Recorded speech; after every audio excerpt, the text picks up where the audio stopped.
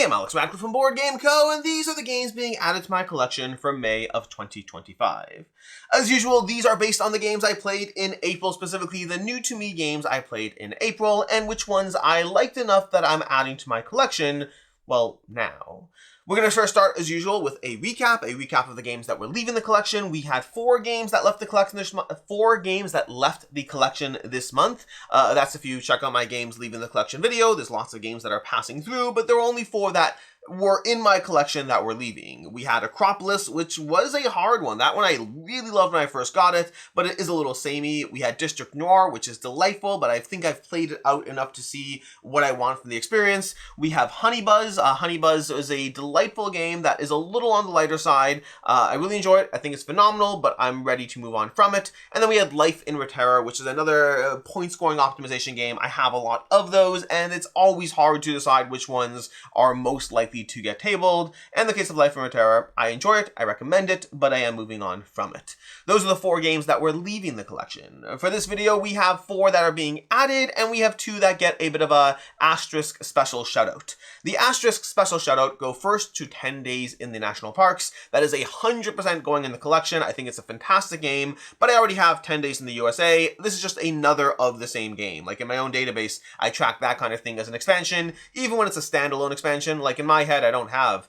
14 Zombicides, I only have 1. Well, I have 3, but I count it as 1. I have 1 Zombicide in my collection, which might be cheating, but it makes me feel better about myself, and that's the important thing. Outside of that, we also have Arkeis. I've been playing through Arkeis recently. I'm in like 3 or 4 scenarios in. I'm enjoying it. It's fun. It is a legacy game. I do not think I'll be keeping it or trying to reset it. Like, there's a way to reset it. I don't care about that. I'm going to play through the experience once and then move on from it. I'm enjoying it. I think it's great. I highly recommend it.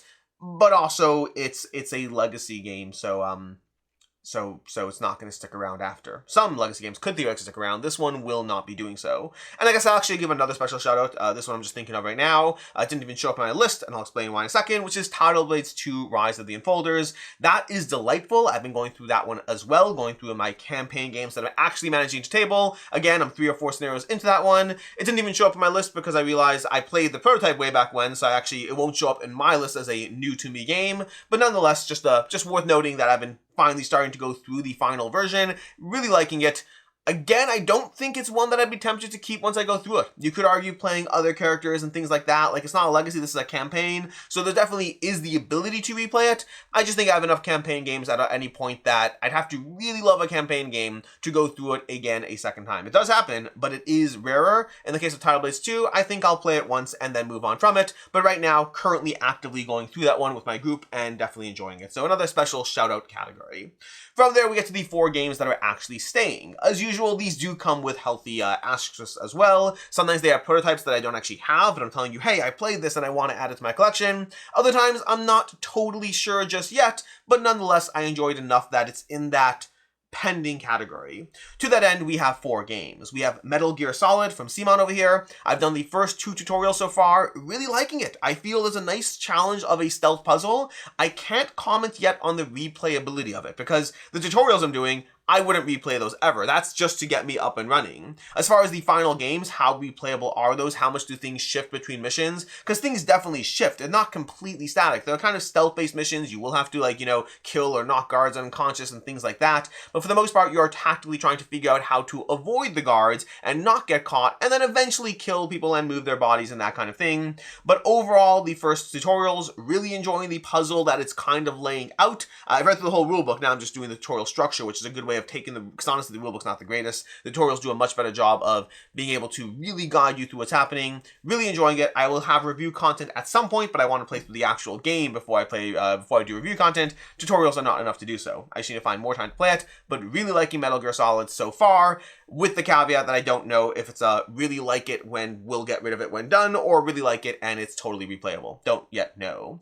We also have Final Titan. This is a prototype over here, but I actually like this one enough that I put this on my, when I'm done with the prototype, most of the time, 98% of the time when I'm done with a prototype, it goes into a stack of my prototypes that I keep around for like 6 months until a publisher asks for it, or eventually I destroy it or get rid of it or whatever it is. But it usually goes into a prototype stack in the back room where it never gets seen until whenever. Once in a while, the prototype goes on my actual game shelf to be further played. That is rare, but it does happen, and Final Titan did go on my game shelf to just possibly pull out. I haven't yet pulled it out since reviewing it, but it is one of those games that it's fun and simple. It's got that kind of King of Tokyo vibe, but with a very different system. I overall enjoy it right now. I do wonder the legs it has, the longevity. Like, I gave it a 4 out of 5, but because I really like what's happening, but also it is a little lighter. It's a little bit auto battler, a little bit King of the Hill, a bunch of things going on to it. It might not have the legs as far as the game weight of it to hold up long term, but at least so far I am really enjoying it. So right now it goes into the list. Then we have Flamecraft Duals, another prototype that that one's an easy one to recommend. Like, it's not the heaviest game. It's just a simple, fun tile laying game. It's one of those games where the theme, the art, the components do carry it to the finish line, definitely. Like, if that was a pure abstract game with like light cardboard, I would not keep it. But the components, production, art, and all that, combined with satisfying gameplay, again, I played that game like 8 or 9 times since having it. It's easy to just keep playing again and again. I wanted to show it to different people. I didn't just want to play it for the sake of covering it. I wanted to expose and show the game to others in my circles to be able to enjoy it as well. So that's Flamecraft Duals. And then lastly, a game that I don't even own yet, but will absolutely be picking up, is Pirates of Maracaibo. I've been playing through that one recently on Board Game Arena, really enjoying it, having a lot of fun. It's one of those games where I'm like, I could have been playing this for the past 2 years and I haven't been, and now I feel bad about that because I would certainly like to. Well, I will be going forward, but I would like to have played it in the past, I guess. Does that actually matter? I don't think that matters. Pirates of Maracaibo, really enjoying it. I do still have Maracaibo itself, which now I'm trying to figure out if that's going to be a letdown or whether I should really play Maracaibo if I like Pirates of Maracaibo. But I really like Pirates of Maracaibo, which is nice. Because honestly, I was never as excited as about Maracaibo or Pirates because Great Western Trail is well loved, and for me, it's just a good game.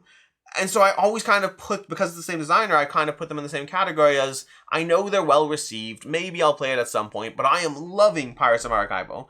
Really loving it. Really, it might be my favorite game I played this year so far. We'll see. I don't know. I'll have to review at some point, but I need more plays and a physical copy.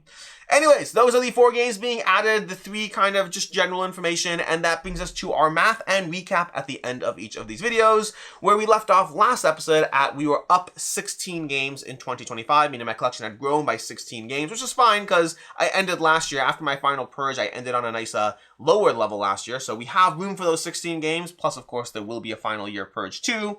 But that said, with 4 games leaving the collection in my games leaving the collection video, and 4 games being added in this video, that puts us at 16 plus still. So we are still up 16 games, which is where we ended off last month. But hey, if I keep things even, that's good enough for me.